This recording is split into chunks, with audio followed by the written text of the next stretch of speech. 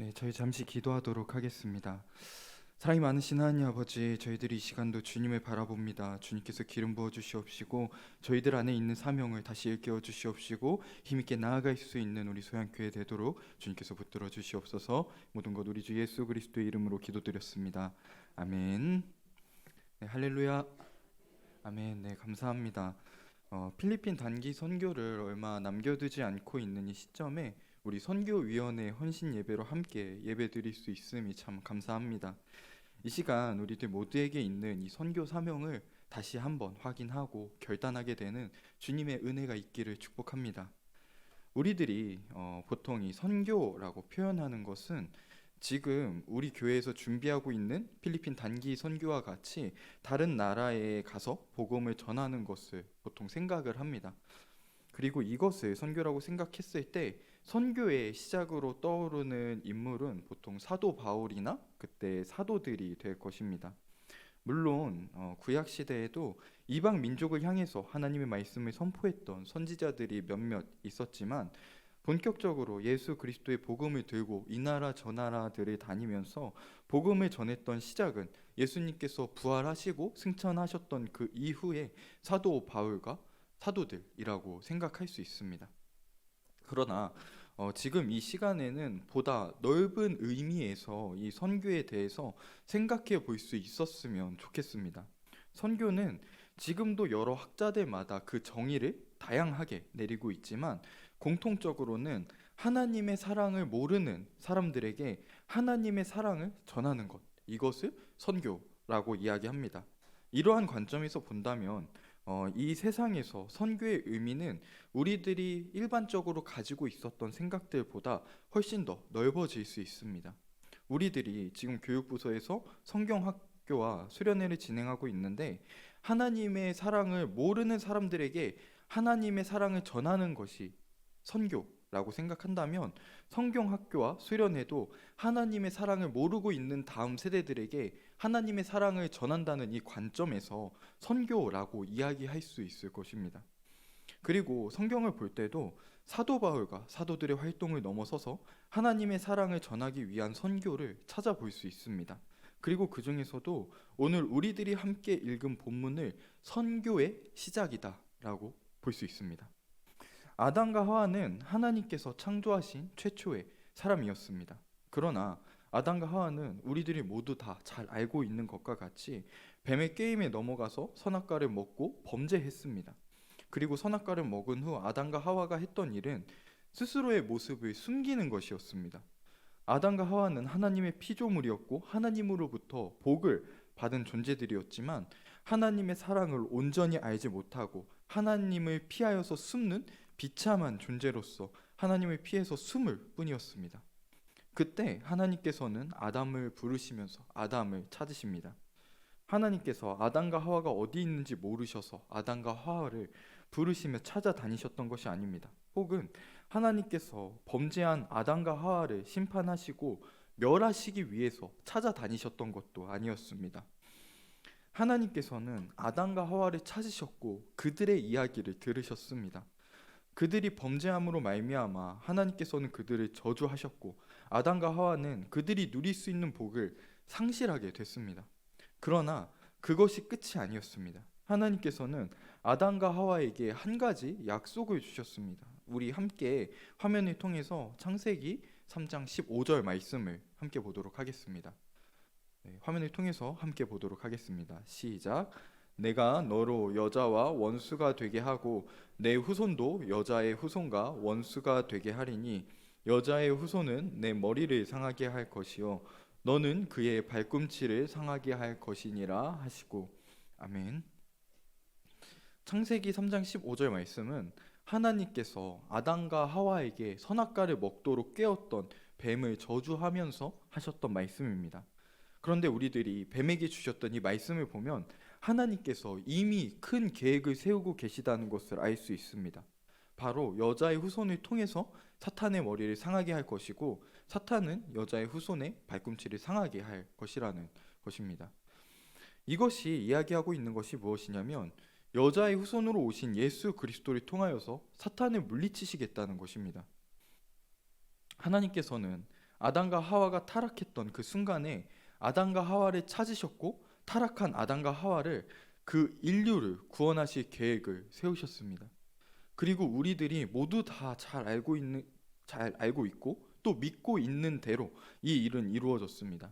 하나님께서 아담과 하와를 찾아가셨던 것은 타락하고 하나님의 사랑을 알지 못하고 숨어 있는 그 아담과 하와에게 하나님의 구원 계획을 약속하시고 그 사랑을 이어가고 있음을 알게 하시기 위함이었습니다.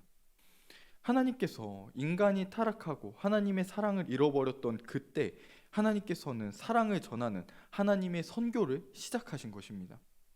이후에 구약의 굵직굵직한 사건들을 살펴볼 때도 우리들이 발견할 수 있는 것은 하나님께서 먼저 찾아가시고 하나님께서 역사하셨다는 것입니다.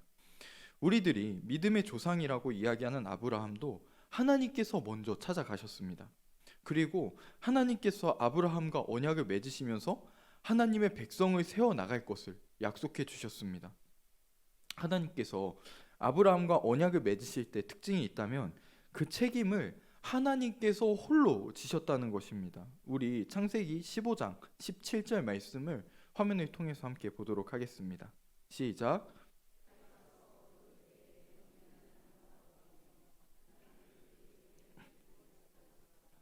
아멘. 이 장면은 하나님께서 아브라함과 언약을 맺으시는 상황입니다. 하나님께서는 아브라함에게 내 자손을 저 하늘의 별과 같이 많게 하겠다고 말씀해 주셨습니다. 그리고 아브라함이 이것을 믿으니 그것을 아브라함의 의로 여겨 주셨다고 이야기합니다. 하나님께서는 아브라함에게 재물을 준비하라고 말씀하십니다. 아브라함은 하나님께서 준비하라고 말씀하신 재물을 준비하고 그것의 중간에 쪼개고 그 쪼갠 것을 마주 대하여 놓았습니다. 그리고 있었던 일이 해가 져서 어두울 때 연기 나는 화로가 보이고 또 타는 횃불이 그 쪼갠 고기 사이로 지나가는 것이었습니다. 우리에게는 다소 낯선 장면일 수 있지만 이것은 당시의 언약을 맺는 흔한 방법이었습니다. 보통 종주국과 봉신국 사이에서 언약을 맺을 때 이렇게 언약을 맺었는데 종주국은 봉신국에게 유익을 주겠다는 약속을 합니다. 힘으로 보호해 주겠다거나 경제적으로 유익을 주겠다 이런 약속들을 하는 것입니다. 그러면 봉신국은 그것들을 받는 대신에 이제 종주국에게 충성을 다할 것을 약속을 합니다. 이렇게 종주국과 봉신국은 조약을 맺으면서 함께 쪼갠 고기 사이로 지나가게 됩니다.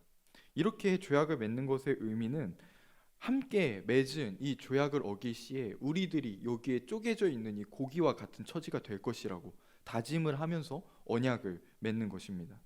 그런데 하나님과 아브라함이 언약을 맺을 때에는 아브라함은 그 쪼갠 고기 사이를 지나가지 않았습니다.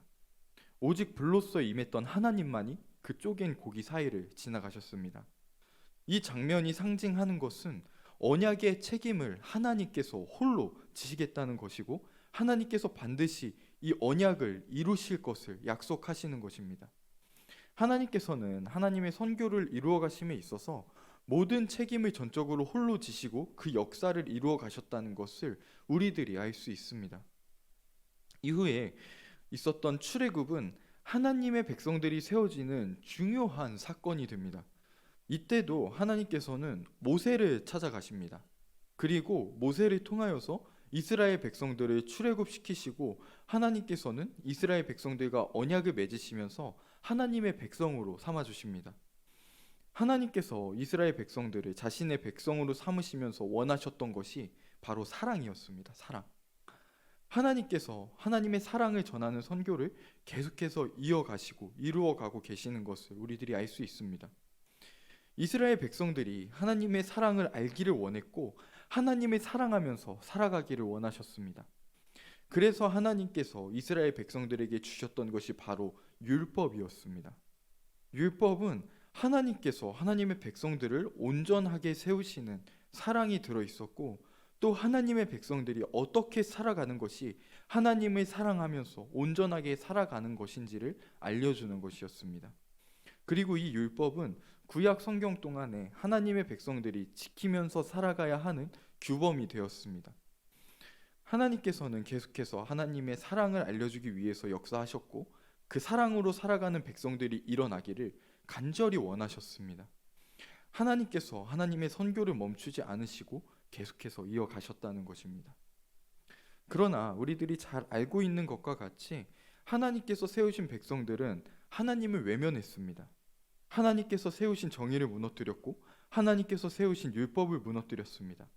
하나님 안에서 사랑으로 살아가는 길을 버리고 죄악 가운데에서 살아가는 길을 택하면서 살아갔습니다. 그래서 오신 분이 바로 예수 그리스도십니다. 예수 그리스도께서 오심은 하나님의 선교의 절정이라고 이야기할 수 있습니다. 예수님께서는 하늘 영광을 다 버리고 이 땅에 인간으로 오셨습니다. 창조주께서 피조물의 모습으로 오셨다는 것은 우리들이 다 헤아릴 수 없는 놀라운 신비입니다. 예수님께서는 이 땅에서 우리들과 똑같이 그 삶을 살아가셨고 우리들의 모든 죄를 짊어지시고 죽으시고 다시 살아나셨습니다. 우리들이 하나님을 사랑하지 못하도록 가로막고 있는 모든 죄의 문제를 죽으심으로 말미암아 해결하신 것입니다. 예수님께서는 부활하시고 예수님을 버리고 도망갔던 제자들을 찾아가셨습니다. 하나님께서 직접 찾아가시는 그 하나님의 선교가 이어지는 것입니다. 그리고 베드로와 만났던 장면은 우리들이 모두 다 잘 알고 있는 장면입니다. 예수님을 버리고 도망갔고 좌절하고 있는 베드로에게 예수님께서는 찾아가셔서 내가 나를 사랑하느냐고 3번을 물으십니다. 그때 결국에 베드로 입에서 나왔던 고백이 무엇이었냐면 주님이 모든 것을 아십니다. 내가 주님을 사랑하는 줄을 주님께서 아십니다. 라는 이 고백이었습니다. 하나님을 사랑하지 못하는 인간들에게 아무리 찾아가고 아무리 그 사랑을 보여주고 또 보여줘도 그 사랑을 받아들이지 못하는 굳은 마음을 가지고 있었던 인간들에게 하나님께서는 끊임없이 찾아가셨고 그 생명을 바치셨습니다. 그리고 그때야 사람은 하나님의 사랑을 알고 하나님을 사랑한다는 고백을 할 수 있게 된 것입니다. 이제 본격적으로 하나님의 선교에 하나님의 사랑을 아는 사람들이 동참하고 열방 가운데 하나님의 복음을 들고 나아가기 시작합니다. 그렇다고 해서 이 선교의 주권이 옮겨진 것은 아니었습니다. 사도들도 자신들이 가고 싶은 곳을 자신들의 뜻대로 마음대로 다닌 것은 아니었습니다. 우리 사도행전 10장 17절에서 20절까지의 말씀을 우리 화면을 통해서 함께 보도록 하겠습니다. 시작. 베드로가 본 바 환상이 무슨 뜻인지 속으로 의아해 하더니 마침 고넬료가 보낸 사람들이 시몬의 집을 찾아 문 밖에 서서 불러 묻되 베드로라 하는 시몬이 여기 유숙하느냐 하거늘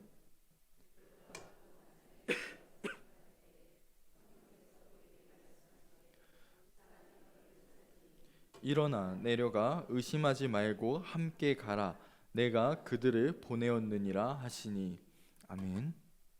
이 장면은 베드로가 고넬료를 만나러 가기 시작할 때의 장면입니다. 베드로는 하나님께서 보여주신 환상으로 인해서 고민하고 있을 때 고넬료가 보낸 사람들이 베드로에게 도착했습니다. 그리고 성령님께서는 베드로에게 그들을 따라가라고 말씀하십니다. 고넬료 사건은 이방인들도 성령을 받는 것을 보여주는 첫 번째 놀라운 사건입니다. 이 놀라운 사건은 전적으로 하나님께서 계획하시고 또 하나님께서 역사하고 계심을 보여줍니다. 여전히 선교의 주권이 하나님께 있음을 잘 보여주고 있습니다. 우리 교회가 열심히 단기 선교를 준비하면서 나아가고 있는데 이 또한 우리들이 마음대로 우리들의 뜻을 이루기 위해서 진행하는 것이 아니라 하나님의 주권 아래에서 하나님의 선교에 동참하는 일이라고 믿습니다. 이번에 유스팀과 키즈팀으로 두 팀이 열심히 선교 준비를 하고 있는데 선교 준비를 하고 있는 그 모습을 보면은 작년 필리핀 단기 선교가 많이 생각이 납니다. 오전에 필리핀 단기 선교 광고 영상을 보셔서 아시겠지만 작년에 우리 소양교회 필리핀 단기 선교팀이 갔다 오고 난 이후에 저희들이 다녀왔던 그 곳곳에서 긍정적인 반응들이 있었다는 소식을 들었습니다. 그리고 저희들이 방문했던 고아원 교회인 참포도나무 교회에서는 자신들이 방문했던 여러 선교팀들 중에서 소양교회 선교팀이 가장 기억이 난다고 이야기를 하고 또 선교팀을 향해서 보고 싶다는 영상을 보내오기도 했습니다. 그리고 필리핀 안에서 했던 사역들은 팀 내부적으로도 큰 기쁨이었고 감동이 있었습니다. 그래서 피곤한 일정 가운데서도 계속 웃으면서 행복하게 사역을 할 수 있었고, 분명히 체력적으로 힘들다는 것을 모두가 느끼고 있었지만 행복할 수 있는 시간들이었습니다. 특히 문화 사역을 준비하면서 많은 시간을 쏟았었는데, 필리핀에서 공연을 할 때마다 점점 더 우리들이 하고 있는 이 공연들이, 몸짓들이 깊이 묵상되고, 참여하는 팀원들이 공연을 할 때마다 눈물을 흘리면서 임하게 됐었던 것을 기억합니다. 작년 필리핀 선교 때 하루 일정을 마무리하면서 매일 나눔을 진행을 했었는데, 그때 제가 팀원들에게 해줬던 이야기가 있습니다. 바로 여러분들은 하나님의 영광이라는 말이었습니다. 솔로몬이 성전을 완공하고 사람들이 하나님의 성전 안에서 하나님을 찬양하였는데, 그때 여호와의 전에 구름이 가득하였다고 성경은 기록합니다. 그리고 이어서 그 안에 있는 사람들이 그 구름으로 말미암아 능히 서서 섬기지 못하였다고 이야기하는데, 이는 여호와의 영광이 하나님의 전에 가득하였기 때문이라고 말합니다. 여호와의 전에 구름이 가득한 것을 영광으로 표현합니다. 이 땅에서 볼 수 없는 하나님을 보고 경험하게 된 것을 성경은 하나님의 영광이라고 이야기하는 것입니다. 우리 필리핀 팀의 사역을 통해서 우리 팀원들이 하나님을 경험했고, 또 필리핀 사람들이 하나님을 경험했습니다. 필리핀 팀을 하나님의 영광으로서 하나님께서 사용하여 주신 것입니다. 정말 감사한 것은 이건 역시 모두 하나님께서 그분의 주권 가운데에서 선교팀을 사용하셨고 선교팀에게 보여주셨다는 것입니다. 어떻게 우리들을 통해서 하나님이 증거되고 하나님을 경험하는 일들이 일어날 수 있을까요? 하나님께서 붙드셨고 하나님께서 사용하셨기 때문입니다. 어떻게 우리 팀원들이 문화사역을 하면서 하나님을 경험하고 눈물 흘릴 수 있었을까요? 하나님께서 선교팀과 함께 하셨고 선교팀에게 보여주셨기 때문입니다. 창세부터 이어진 하나님의 선교에 동참하고 사용되는 그 영광을 선교팀이 함께 경험한 것입니다. 그리고 이 영광은 단적으로 필리핀 땅에 직접 갔던 선교팀들에게만 경험되는 영광이 아니라, 기도해 주시고 후원해 주시고 격려해 주시면서 선교팀을 세우고 선교팀을 필리핀 땅에 보내기 위해 마음 모아 주시고 헌신하며 함께했던 우리 소양교회 위에 허락된 영광임을 믿습니다. 지금 또 필리핀 땅에 나아가는 선교팀들이 열심히 준비하면서 나아가고 있습니다. 소망하기는 우리 소양교회가 모두 다 하나의 선교팀으로서 함께 준비하면서 나아갈 수 있었으면 좋겠습니다. 함께 기도해 주시고 함께 격려해 주시고 함께 후원해 주시고 함께 헌신하여 주시면서 우리들 모두가 하나님의 선교에 동참하고 하나님의 영광으로 사용되어지기를 주님의 이름으로 축복합니다. 우리 마지막으로 말씀 읽고 말씀을 마치도록 하겠습니다. 마태복음 28장 18절에서 20절까지의 말씀입니다. 함께 보겠습니다. 예수께서 나와 말씀하여 이르시되 하늘과 땅의 모든 권세를 내게 주셨으니 그러므로 너희는 가서 모든 민족을 제자로 삼아 아버지와 아들과 성령의 이름으로 세례를 베풀고 내가 너희에게 분부한 모든 것을 가르쳐 지키게 하라. 볼지어다 내가 세상 끝날까지 너희와 항상 함께 하시니라. 아멘. 네, 마태복음에 기록된 예수님께서 마지막으로 하신 말씀입니다. 모든 민족에게로 나아가 선교하라는 사명을 예수님께서 직접 말씀하시면서 우리들에게 주셨습니다. 그리고 하신 말씀이 이 세상 끝날까지 우리와 항상 함께 하시겠다는 말씀이셨습니다. 우리들 모두가 예수님의 선교 명령에 순종하기를 주님의 이름으로 축복합니다. 그리고 우리들과 지금도 함께하고 계시고 세상 끝날까지 함께 하시는 그 주님을 우리들 모두가 함께 보기를 주님의 이름으로 축복합니다. 네, 함께 기도하도록 하겠습니다.